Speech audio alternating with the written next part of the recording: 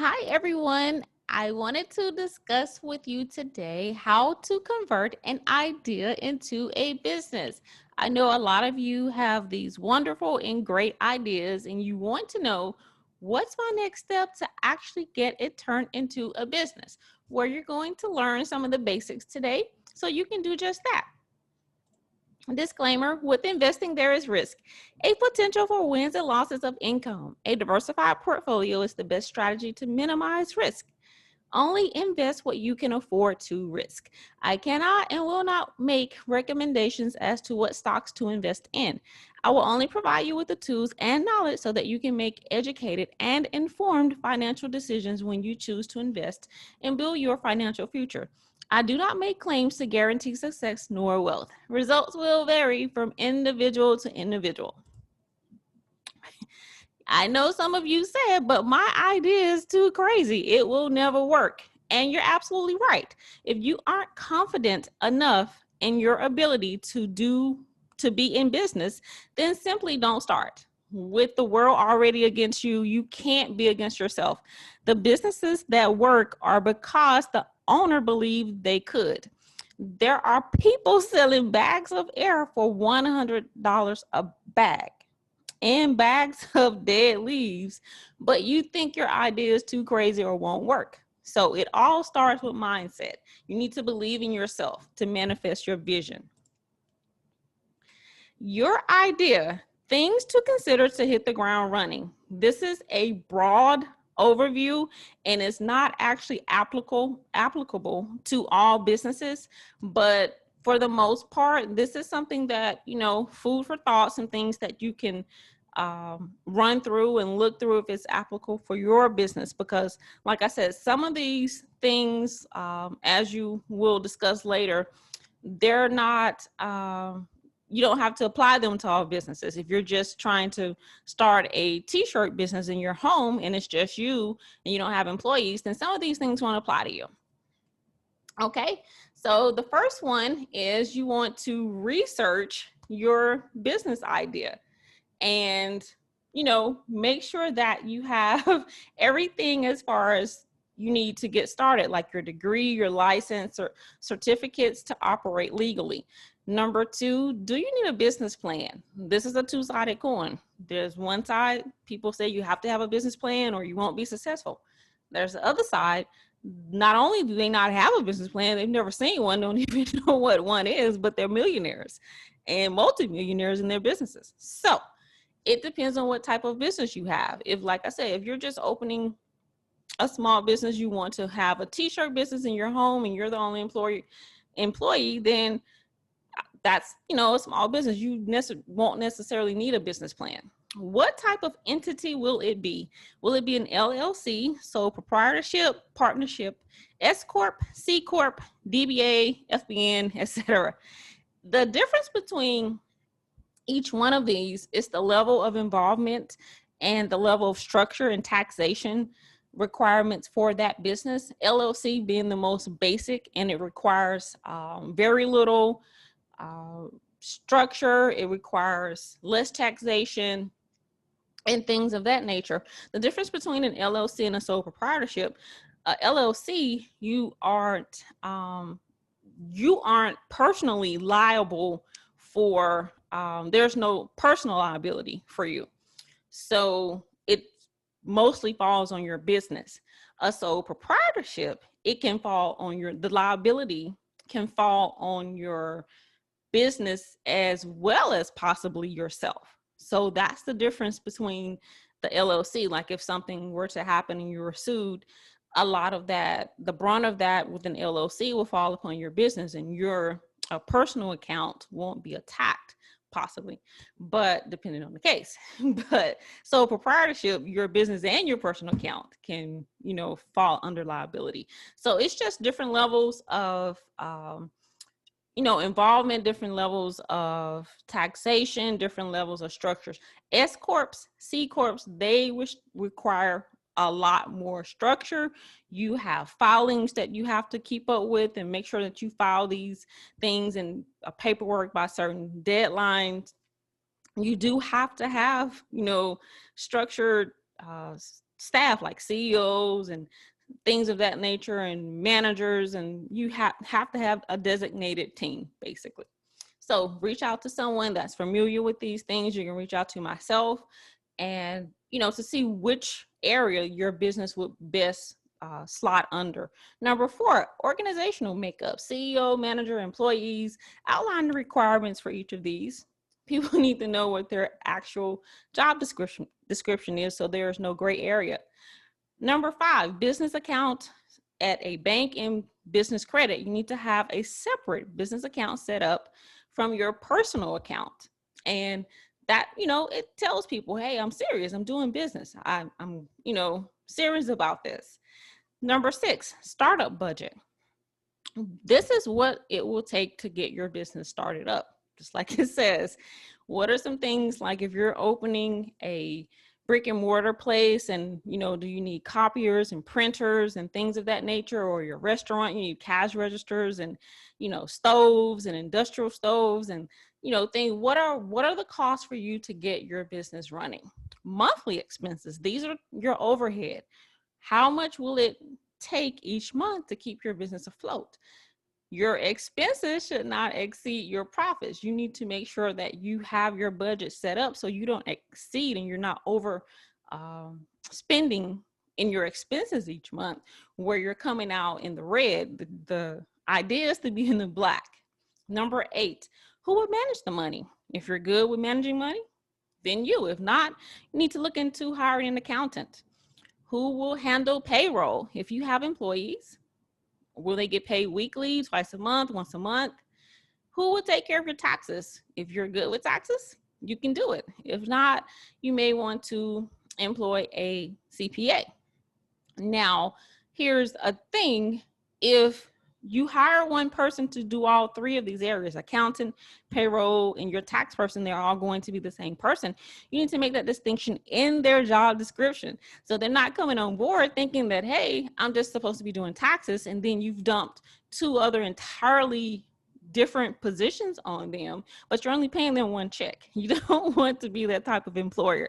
You want to make sure that you're not taking your people for granted. So if you're going to have them do all 3 areas, that's fine, but make sure they're aware of that coming through the door.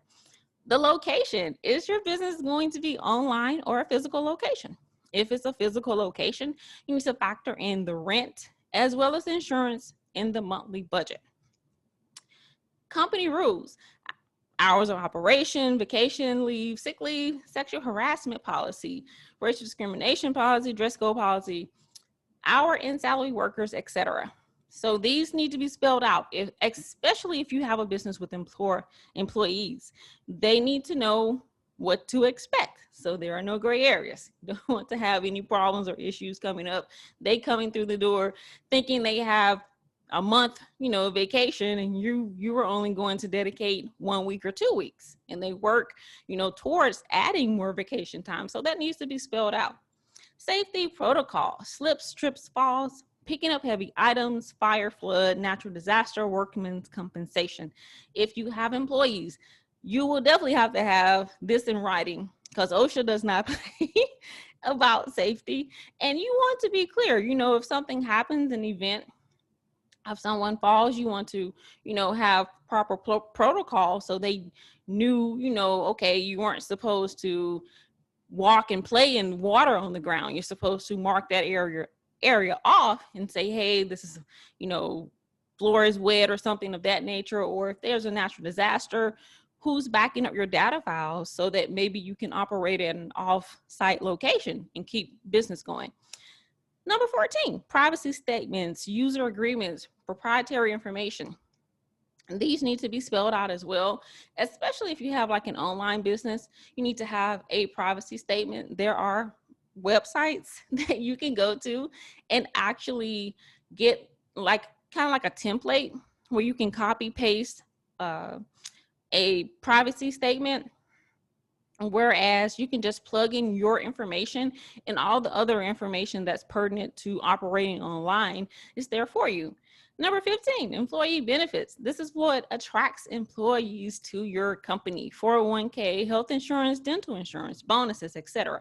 This needs to be spelled out in writing if you have employees. So some of these things, as I mentioned earlier, don't apply to all businesses. I couldn't, of course, state everything for all businesses because there's like over 1,000 different types of businesses. This is like a broad overview. But for example, if you're just starting a t-shirt business in your home, probably chances are you won't need like an organizational makeup. You won't have company rules and safety protocol and things of that nature, and employee benefits. So that's something that you won't have to look at. But back up here to an LLC, if you don't know, DBA stands for doing business as. FBN stands for fictitious business name. Depending on the state that you're in, that will determine which one is which. And what it is, a DBA is something that you can file under an LLC. Let's say you're opening Joe Blow LLC. That's your umbrella, your top business. So you wanted to open a barbershop to cut hair. So now you want to open Joe Blow Cuts DBA. That means doing business as under your LLC. So then you decided to open Joe Blow Fitness Gym. You wanted to open an exercising place. So it's Joe Blow Fitness Gym, and that's also a DBA that falls under your Joe Blow LLC. So depending on what state, you have to look up your state. I can't put all 50 states here. So different states have different names for it, and they also have different requirements. So depending on which state you're in, that will determine if you're actually calling it a DBA or FBN, but the premise is the same. Okay. Getting established legally. Get an EIN, which is an employer identification number from the IRS for taxation purposes. You need to register with your state. You need to get your license, certifications, etc. Never sign any contract regarding your business without fully reading it and understanding its contents. This is so very, very important because you hear a lot of people in the music industry, they, thought that they were, even in just the entertainment industry, Dave Chappelle, for example, he's going through with Comedy Central, his comedy show, even though he actually signed the contract for them to have full control of his shows and money, he still wants some of that money. I don't know how this is going to play out. They legally don't have to because he signed a contract, not really reading it through, not understanding its contents, and he signed away basically his livelihood. So they own everything he's done and can make money and profit off of him basically for the rest of life. So that's what I mean, and I can't express this enough. Never sign a contract regarding your business or even your involvement in a business venture without fully reading it and understanding its contents. When dealing with vendors, third parties, other interests, and yes, even friends and family, etc., always have a contract in place first. And people never think to do this because it's friends and family in that area, because, hey, we've been friends 20, 30 years. I know him. He's good people. And you're good people and everything is fine until you end up on Judge Mathis because you can't get your money, or your quote unquote friend, they took more off the top than they should have, or you thought they should have. You didn't have an agreement in place. So what's your legal recourse? LegalZoom can assist if you're not familiar with getting things set up. I used them when I first set my businesses up years ago until I learned the ropes and I can do things myself, but they can assist you.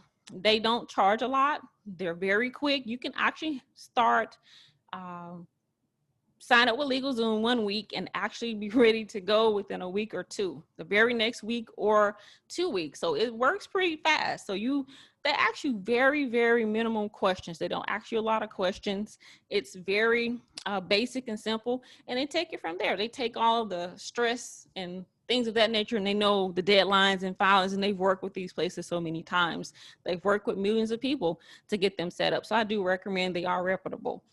Note, only register your business with .gov online portals or other reputable entities that you know.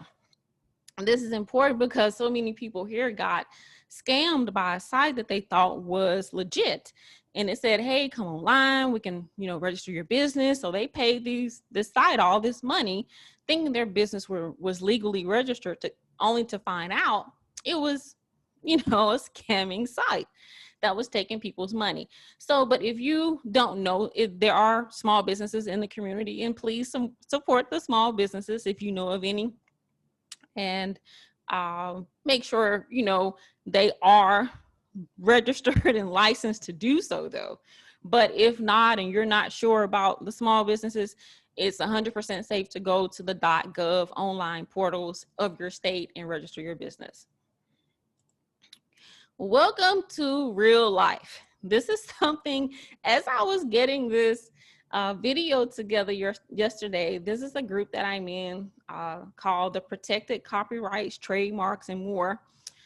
And this girl posted this, and as I was getting this ready, it coincided with what my video and training was about today. So I wanted to share this with you to let you see in real life, in real time, how important it is to handle your business and protect your business. And I call this Welcome to Real Life, why protecting your business is legally important. So this lady, Janae, she posted in the group that we're in. She says, so what happens here? So this guy, Dan, says, 1, a small business began selling camera tripods on Amazon. Number 2, it reached 3.5 million in sales, which is 0.001% of Amazon's total revenue. Number 3, Amazon copied the tripods exactly and sold them as Amazon Basics tripod. Number 4, Amazon banned this tripod company from Amazon. I know it's some of the shadiest stuff that happens in real life, real time. This is why I'm stressing to you to protect your investment. This was my reply. I said, without having your work copyrighted, trademarked, patent, etc., and contracts drawn in your favor prior to, it's little you can do. Is it sad? Yes, of course. Is it wrong? No, not from a legal standpoint. Morally, yes. But big conglomerates don't usually list morals in their rules when dealing with you. Only you dealing with them. Remember that. They want you to be a stand-up good person and operate with morals when it comes to dealing with them. But when it's their turn to deal with you, not so much. They actually took this person's idea, copied it down to the T, and blocked them from their platform from selling. And now they're making millions off of their idea. This is what I mean, protect your investment legally. You want to make sure you're set up legally in your state. Then you want to protect your investment through copyrights and trademarks and patents, whatever it is your invention is. Before you hit the market, make sure it's protected. Remember that. If you don't remember anything else, if aliens come and pick me up tomorrow, I hope so, I'm packed already, but if they come and pick me up tomorrow and you don't see me, remember I told you to protect your investment, no matter what business it is, no matter how small it is.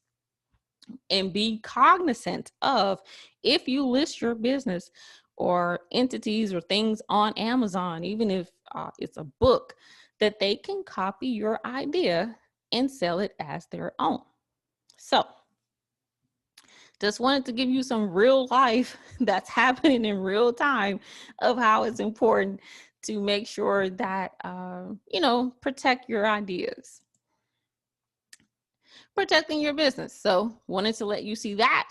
So you'll know why this is important. So you can see what I'm saying. Apply for any copyright license for your body of work. Example, if you're releasing some type of trainings or schools or any type of literature, you want to make sure that is copyrighted. Your book, any type of body of work that you have, you need to check to see, will you need a copyright for it? Or to see if someone else has already done it and owns a copyright for it, because you'd be surprised how many of us have the same exact ideas. I know I probably, like me, you'll be sitting at home thinking about an idea and you don't go through with it. And then probably a month or two later, you see it on TV or on the internet or social media, somebody's already done it or somebody's doing it. They actually went forward with the idea. You and I may have just been sitting at home thinking about it. So look into getting your logo trademark. May not have to. However, it's another layer of protection. Can't nobody snatch your idea. Remember, when you post something online, there are vultures out there that are looking.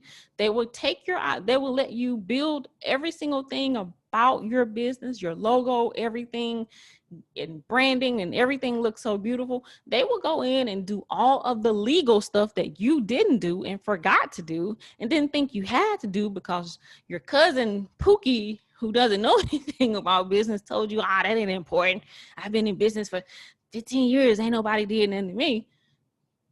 That may be true, but what happens when they do? And you put all your blood, sweat, and tears, and this was your vision since you were 10 years old, you wanted to do this, and somebody came in, they took the legal course, got it copyrighted, got it trademarked, now they own, it's a lady, she can't even use her own name, her birth name, because somebody came in, she named her business after her birth name.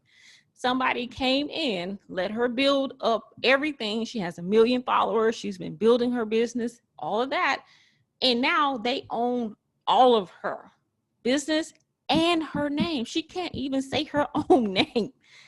Can you imagine how heartbreaking that is? That's why I'm doing this video, because I want you to be, anybody in my circle, anybody that I know, even if we're just associates, I want you to be protected.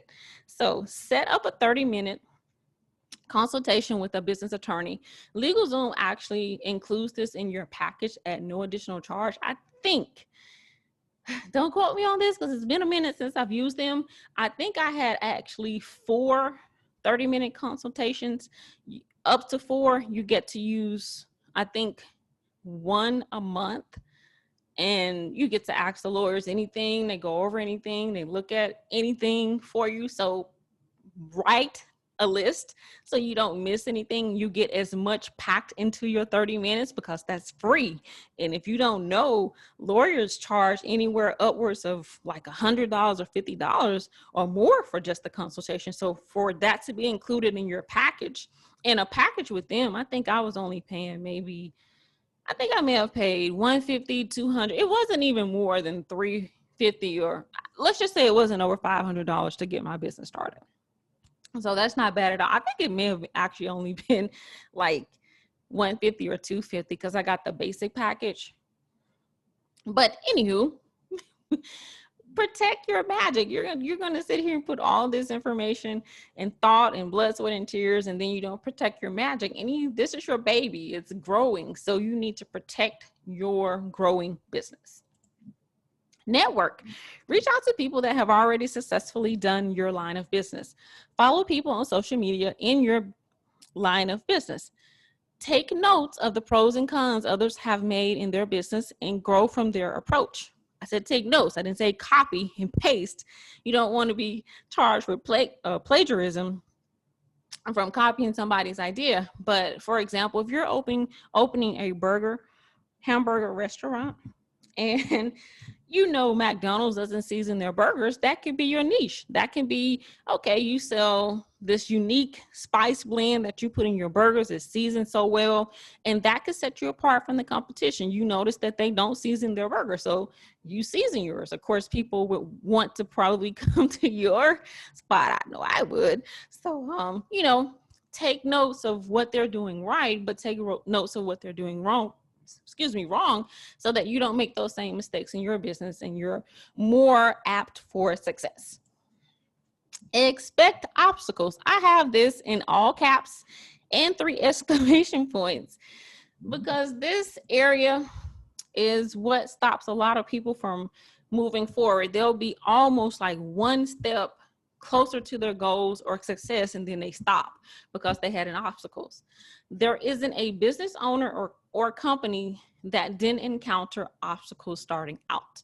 Expect obstacles, but also expect to immediately identify a solution so you can pivot quickly, learn from it, grow from it, and succeed anyway. Obstacles do not block the path. They are the path. Okay. This is a lady. She was rejected by 86 investors before hearing a single yes, and it was from Jay-Z, the music artist. How committed are you to your vision?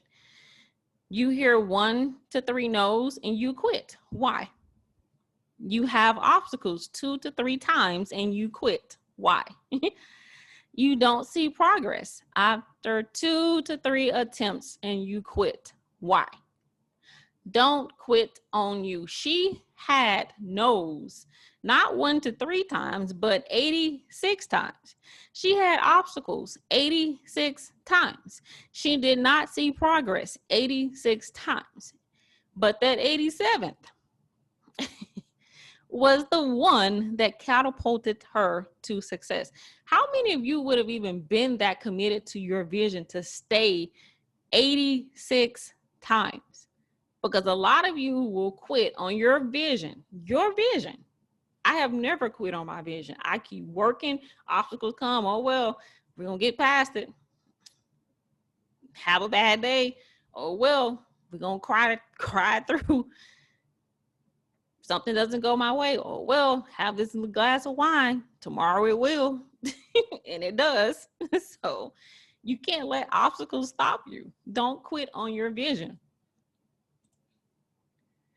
Manifesting your vision, tapping into your third eye. Those who only have sight can only see the present and quit before their goals are accomplished.